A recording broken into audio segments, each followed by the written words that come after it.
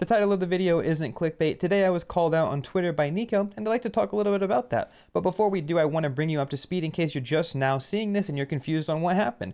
So this weekend I was co-streaming I Am Cologne on my stream, as I normally do for most big events, and while I was watching the Na'Vi versus Spirit game, I was being exceptionally critical of the T side that they were having, and it ended up being a 10-2 half in favor of Na'Vi. So during the halftime break, when we had a 3-minute break between halves, I briefly went back and skimmed the VOD of a round that I did not understand, and that round was round number 7, and I briefly gave my thoughts in a Twitter clip that is going to probably haunt me for the rest of my life, and if you haven't seen it, it'll be linked in the description. Now, I was pretty unfair in this review that I gave of the round because I actually just ignored the context leading up to it. Of course, remember, this is brief. I did this in 3 minutes just during halftime. I didn't give my full actual analysis to it, but I advertised like it was, and that is something that I do very much regret, because you guys probably know this, but I already do demo reviews in long form on my main channel, and when I do those reviews, they're typically very well received, including by pros in the community. And when I do these reviews, I have an entire notebook where I script out the videos and the rounds that I want to talk about. I'm sure you guys will freeze frame this to try to read this, but yes, I always know exactly what I'm trying to say before I go into it. And I think that that's a very important thing to talk about, because this clip was definitely not my best work. I don't think that anything I said is actually worth even talking about again. I was just completely, idiotic. And that's definitely just something that's going to happen whenever you're doing these streams and you're just watching the games live. Sometimes you're going to say something that you're going to look back on later and go, that was dumb. The worst part about this, though, is that I decided to post it to Twitter. And for that, I really have no excuse. That was just dumb. I mean, there's only one reason to post something to Twitter, and that's so you can farm likes. And I mean, well, yeah. Now, before we move on to the Nico tweet, there's actually another tweet that I want to talk about just very briefly, which is this tweet from Fetis where he goes and says, average content creator who whines for views, and then he explains the round and why it's good in this 11-minute video, which is kind of ironic, all things considered, because he's also whining in the video by saying things like, he's just stupid. And then there's a lot of people agreeing with him. It's just like complete crap hate watching.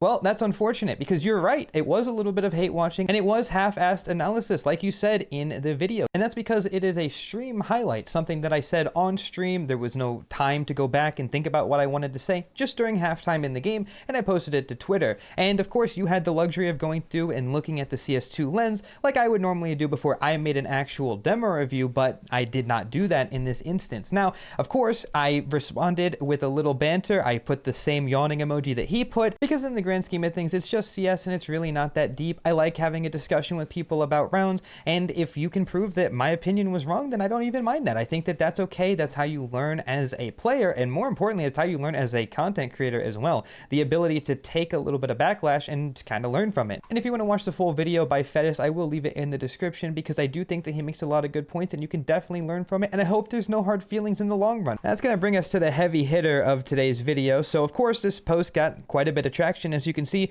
4,000 likes, a lot of people agreeing with me, some people calling me out like we just talked about, and Nico must have saw it on his timeline, because he responded with, I can explain you what this is. Round 6, they saved 3 weapons without any utility. In round 7, they could only afford 2 smokes, which is something that I completely missed, by the way. In this round that we're looking at, I didn't even remember that because I was just skimming through in the VOD. He's 100% right. I just missed that. The fact that Chopper could get under heaven and put so much pressure on Na'Vi with such a low utility is impressive. If Zontex had gotten the kill on Bit, they could have won their round right there. In the upcoming round, you said that they failed the smoke line, but if you do any basic background work, you'll see Makaze throw a molly close to red to destroy their smoke line. Now, what he's talking about is the second point that I make in the video, where I say that they missed their outside smokes. Have a look at what I did here. Followed up by the next round, which isn't much better, which is just don't go outside. But you'll notice a pretty key fucking issue here is that they've also missed their fucking outside smoke. So, I was obviously being a little bit dramatic in this, but when you see that I'm watching this back, just, on the stream here, I actually didn't even notice that, because I was looking at their radar trying to figure out which round I wanted to talk about, and it was this one. But yes, he's right. I actually just completely ignored that. They mollied the outside smokes. I just fully didn't see that. Like, I actually wasn't paying attention. So, he's right. And he closes this out by saying, I like your content, but you should understand more context to the round before criticizing players.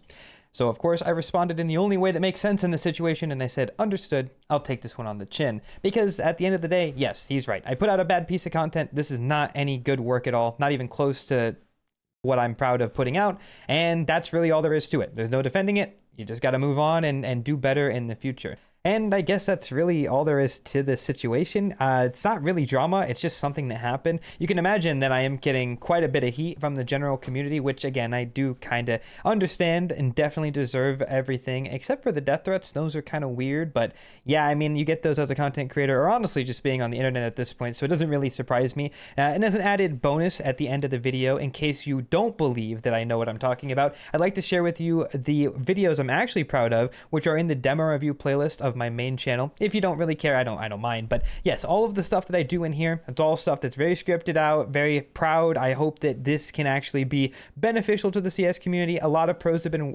receiving these reviews well, such as JL. He's talked about these to me before. He says he likes watching the videos, and I do think that these are actually quality videos, something that I strive to do only in the future, and I think I'll leave my Twitter hot takes in the past, and that's really all there is to it. I suppose that live and learn kind of moment. Really, it's probably not even worth making a video about, but I figure that it's going to be a canon event for probably a while, maybe my CS career. So I'll leave it there. And as an added bonus, I'll throw this picture up of me and Nico from Dallas. He said he watches my TikToks, and I appreciate that. I really do. I looked up to Nico for a long time, and so this one is very special to me.